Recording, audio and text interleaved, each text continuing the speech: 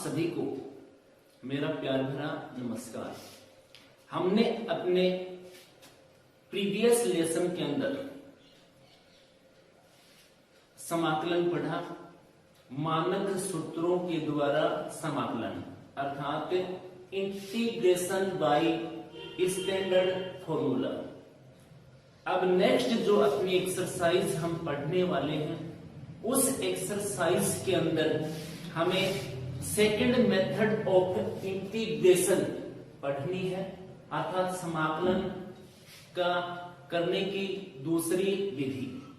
और वो समाकलन करने की दूसरी विधि है इंटीग्रेशन बाय सब्स्टिट्यूशन अर्थात प्रतिस्थापन द्वारा समाकलन।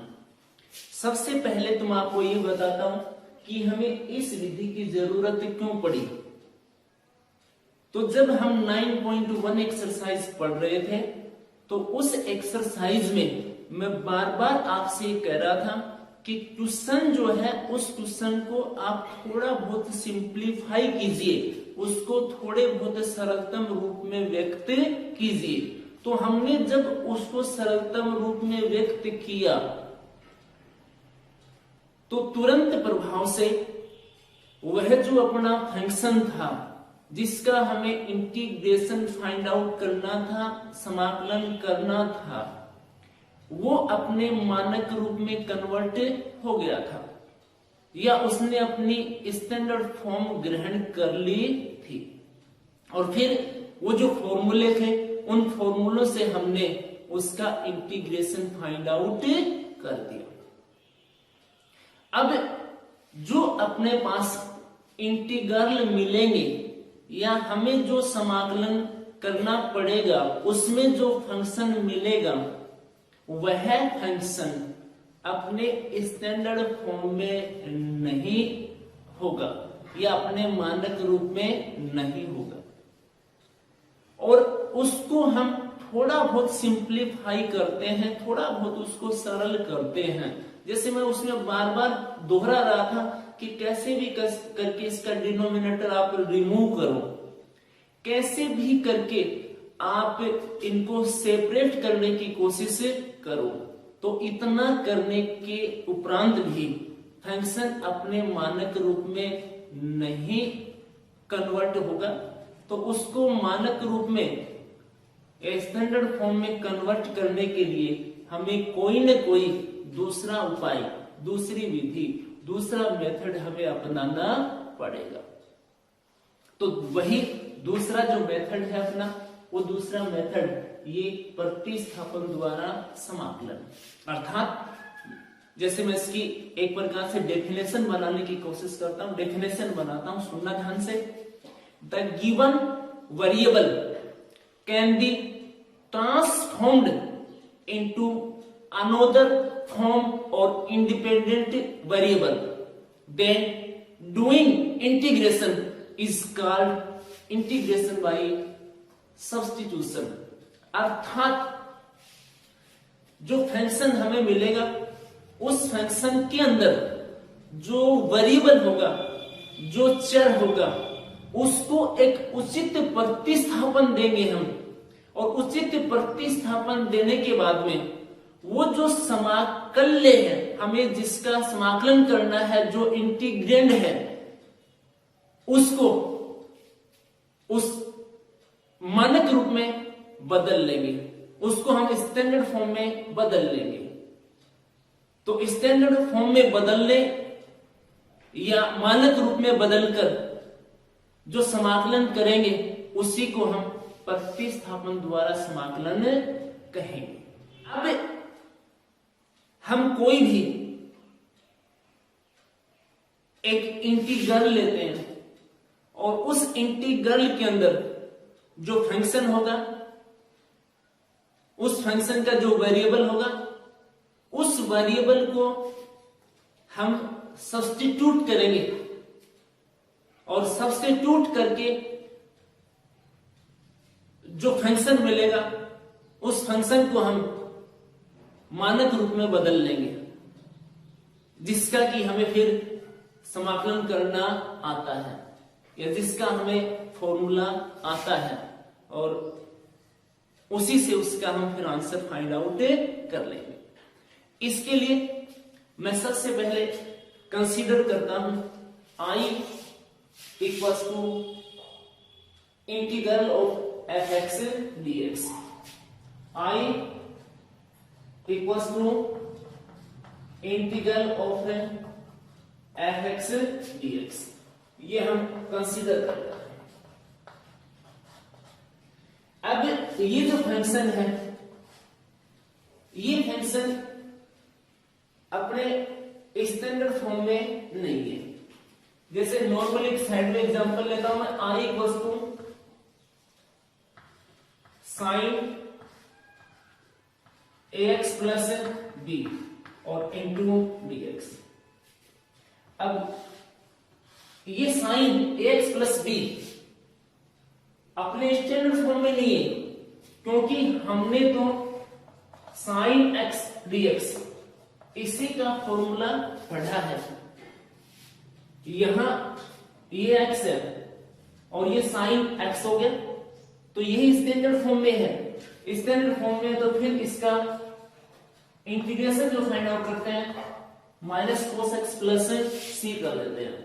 अब यहां एक्स है, यहां अपने पास साइन एक्स प्लस बी है, तो यदि यहां ओनली एक्स होगा, अकेला एक्स होगा, तो ये अपने फिर स्टैंडर्ड फॉर्म में होगा। लेकिन फिलहाल साइन एक्स प्लस बी है, तो ये अपने मानक रूप में नहीं है, तो इसको हमें मानक रूप में बदलना पड़ेगा। अर्थात इस साइन एक्स प्लस बी को साइन एक्स में कन्वर्ट करना पड़ेगा। तो इस साइन एक्स प्लस बी को उसमें कन्वर्ट करने के लिए हमें ये जो एक्स प्लस बी है इसको प्रतिस्थापित करना पड़ेगा, क्योंकि साइन की जगह तो साइन दिख ही रहा है, ये डीएक्स की जगह डीएक्स दिख रहा है, तो ये जो एक्स है इसकी जगह हमें एक्स प्लस बी दिख रहा है। इसका मतलब एक्स प्लस बी ही है जिसको हम सब्स्टिट्यूट करेंगे, जिसको हम प्रतिस्थापित करेंगे। अब यहां आते हैं, तो integration of f x dx मतलब ये जो एफ एक्स अपना फंक्शन है ये स्टैंडर्ड फॉर्म में नहीं है, तो इसमें जो वेरिएबल तो यहां से काउंट करेंगे हम, ये एक्स है और ये फंक्शन भी एक्स की फॉर्म में है, तो वेरिएबल एक्स है, तो इस वेरिएबल को हम सब्स्टिट्यूट करेंगे एक प्रकार से। तो सब्स्टिट्यूट इस तरीके से करेंगे, put x equals to in terms of t, यानी कि इंडिपेंडेंट वेरिएबल एक्स है, इसको next another independent variable t में हमें कन्वर्ट करना है। तो इसको हम एक बार फंक्शन फॉर्म में जीटी लेके चल रहा हूं। अब ये जो आपका फंक्शन है, इस फंक्शन में यहां एक्स के रिस्पेक्ट में है और इस फंक्शन में भी एक्स के टर्म्स से ही है, तो ये जो कंप्लीट जो आपका क्वेश्चन है, इस क्वेश्चन में आपने x की जगह gt यानी कि x को t में कन्वर्ट किया है, तो यहाँ कोई भी टर्म अब x की फॉर्म में नहीं होना चाहिए। यहाँ क्वेश्चन में आपको x दिखना ही नहीं चाहिए, इसके लिए आपको dx को रिमूव करना पड़ेगा, dx हमें हटाना पड़ेगा। इसके लिए इसका डेरिवेटिव करना है आपको, ये जो वेरिएबल आप लेते हो, चर जो लेते हो, उसके रिस्पेक्ट में differentiate with respect to t, t की रिस्पेक्ट में, तो ये बन जाएगा फिर आपका dx बाई dt और equals to g dash t, t की रिस्पेक्ट में है। जैसे fx क्या करते हैं तो f डैश x हो जाता है, तो ये भी फंक्शन है gt, तो g डैश t हो जाएगा और फिर आपका ये बनेगा dash dx equals to g dash t और ये वही dt, यानी कि अपने पास dx इक्वल्स टू आ जाएगा g डैश t dt। अब इसी में i इक्वल्स टू ये अपना fx dx है इक्वल ये जो अब लिखा हुआ है इंटीग्रेशन f में हमने कोई चेंज नहीं करा, ये x है, x की जगह आपने पुट किया है gt, तो यहां gt लिख देंगे। ये आपका dx है और dx की इक्वल है आपका g dash t into dt, तो जी डैश टी और इनटू में dt, न्यू इंटीग्रल आप प्राप्त कर लेते हो। अब ये जो आपका फंक्शन मिलेगा इसमें, इस फंक्शन के अंदर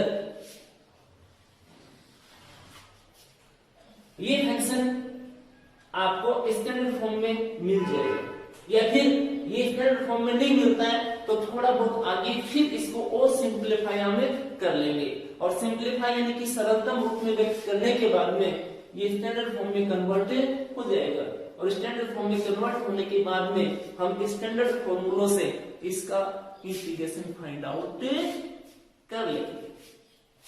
अब इस तरीके से मैं कहूं आपसे कि दिस चेंज ऑफ वेरिएबल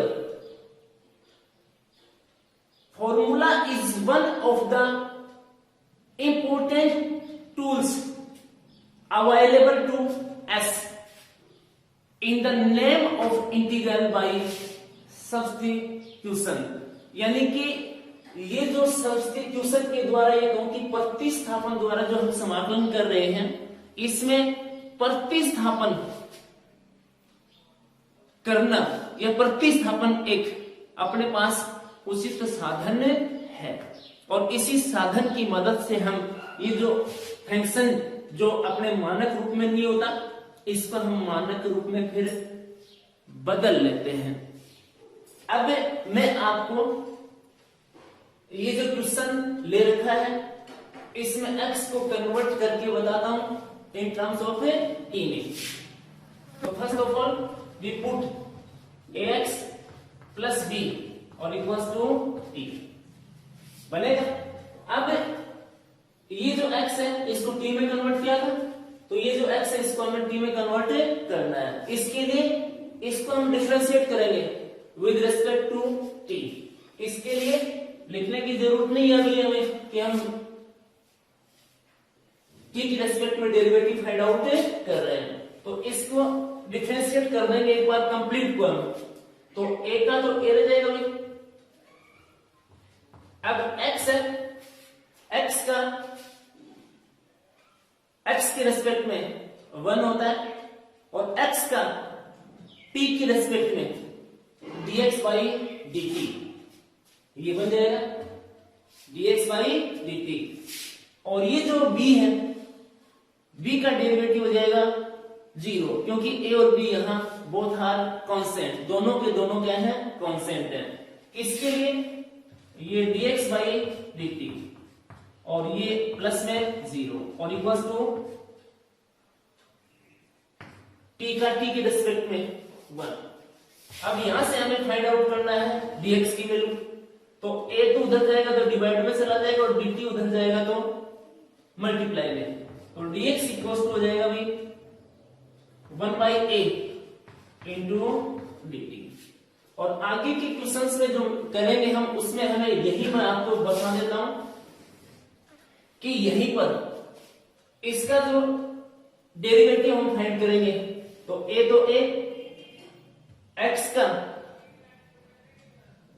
1 कर देते हैं, और ये जो b है इसका 0, और डेरिवेटिव होने के बाद में यहां लगा देना dx, कंप्लीट डेरिवेटिव होने के बाद में dx और ये dt।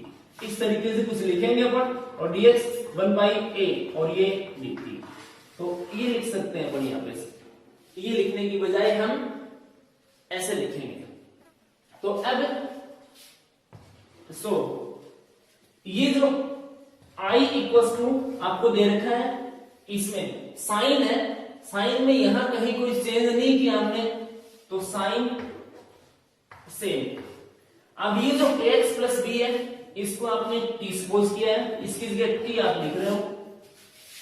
अब ये जो dx है, dx की जगह तुम्हारे पास आया 1 by a इंटू dt, तो ये 1 by a और इंटू dt। जो जो हम क्वेश्चंस करते जाएंगे में ध्यान होता जाएगा कि ये जो 1 by a 1 कांस्टेंट है और ये भी क्या है, कांस्टेंट है। तो कांस्टेंट के हिसाब से ये कहूं कि थ्योरम के हिसाब से ये बाहर आ जाएगा, और ये sin t और ये बन जाएगा आपका dt। अब t है वेरिएबल और यहां भी वेरिएबल t, क्योंकि यहां t है तो ये t है। अब इसका इंटीग्रेशन हो जाएगा 1 by a, तो कांस्टेंट है आपका sin t साइन टी का cos टी और नेगेटिव में यानी कि माइनस में ये लिखा हुआ है और प्लस में सी। क्वेश्चन एक्स में चल रहा था, हमने लिया है टी, तो लास्ट एंड में हम टी को रिप्लेस करेंगे। रिप्लेस करोगे तो माइनस ए 1/a cos ax और प्लस b और प्लस में c, ये इसका आंसर बन जाएगा। अब हमने इसका आंसर फाइंड आउट कर लिया, हमें पता चल गया इस आंसर इस स्टैंडर्ड फॉर्म को देख करके कि हमें इसको टी लेना है। बाय द वे मैं आपसे ये कहूं कि हमें पता कैसे चलेगा कि हमें इसको टी लेना है, इसको सब्स्टिट्यूट करना है, इसको प्रतिस्थापित हमें करना है। तो इसके लिए मैं कहूं आपसे कि generally there is no standard rule for the substitution, यानी कि कोई भी इसका व्यापक या इसका कोई भी सामान्य नियम नहीं है। It is depend on the nature of integrand. ये जो आपका इंटीग्रेंड है इसकी प्रकृति पर निर्भर करता है।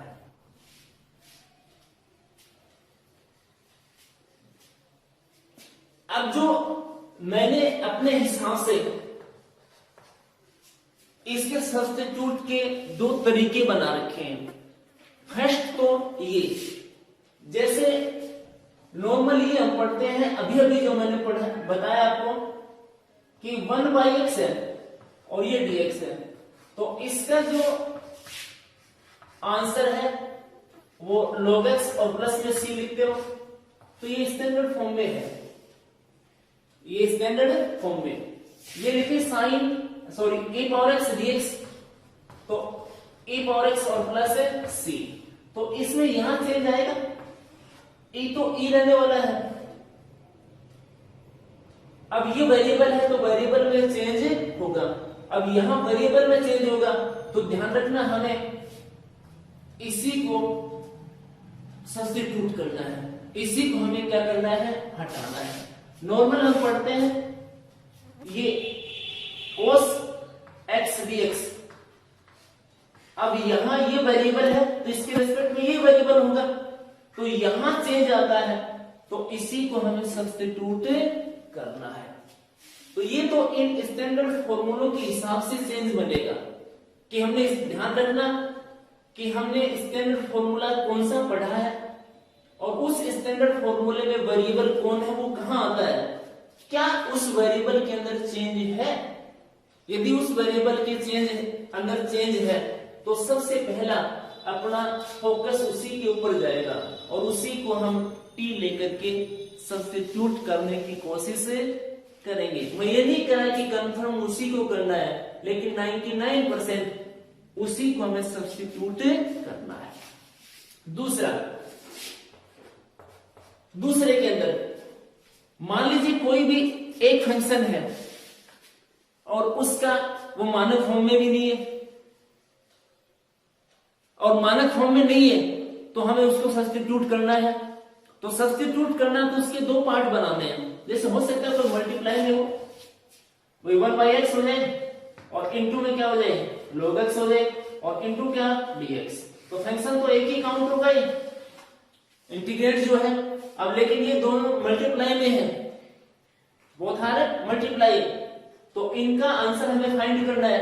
अब आंसर फाइंड करोगे तो इसके दो पार्ट बनाने हैं आपको, इसके दो part. If a single function is given to integrate, एक सिंगल फंक्शन आपको इंटीग्रेट के लिए दिया गया है, एक सिंगल फंक्शन, एक अकेला फलन आपको समाकलन करने के लिए दिया गया है, तो typical strategy is to carefully separate this single function into product of two function. अब ये जो आपको सिंगल फंक्शन दे रखा है, इसको कैसे भी करके आपको दो पार्ट में डिवाइड करना है। दो भाग इसके बनाने हैं और वो दो भाग इस तरीके से बनाने हैं सच दैट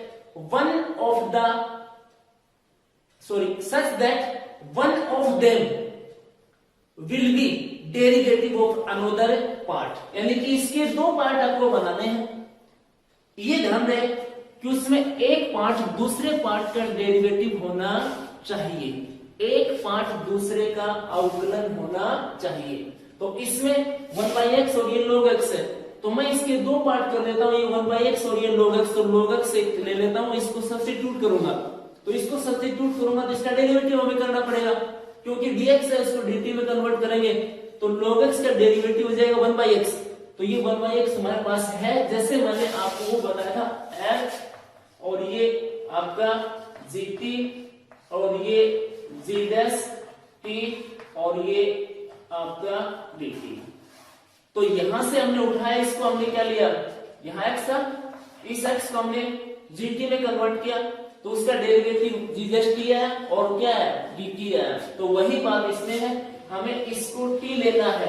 अब जब तुम इसको t लोगे तो उसका डेरिवेटिव करना पड़ेगा और log x का डेरिवेटिव होता है 1/x। तो ये आपके पास उपस्थित है, तुम्हारे पास है ये क्वेश्चन में। अब तुम्हारे पास क्वेश्चन में है तो हमने आसानी से इसके दो पार्ट कर लिए।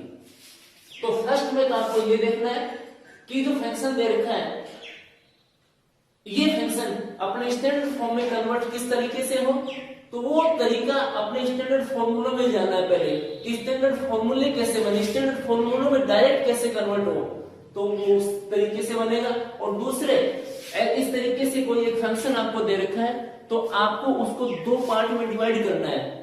दो पार्ट में डिवाइड इस तरीके से करेंगे कि एक पार्ट दूसरे का डेरिवेटिव होना चाहिए। यदि एक पार्ट दूसरे का डेरिवेटिव है तो हम आसानी से उसका इंटीग्रल फाइंड आउट कर लेंगे। और ये मैंने आपको बता दिया कि ये जो सब्स्टिट्यूशन, ये जो प्रतिस्थापन है, इसका कोई रूल नहीं है, इसका अपने पास कोई सूत्र नहीं है कि इसी को सब्स्टिट्यूट करना है, इसको सब्स्टिट्यूट नहीं करना है। ये हमारी खुद की प्रैक्टिस पर, ये हमारे खुद के दिमाग पर निर्भर करेगा। मेन तो प्रैक्टिस है, उस प्रैक्टिस पर निर्भर करेगा कि हमें किसको प्रतिस्थापित करना है और किसको प्रतिस्थापित नहीं करना है, क्योंकि हमें स्टैंडर्ड फॉर्मूलों की ओर इसको कन्वर्ट करना है। तो उसके लिए हमें स्टैंडर्ड फॉर्मूले याद होने चाहिए।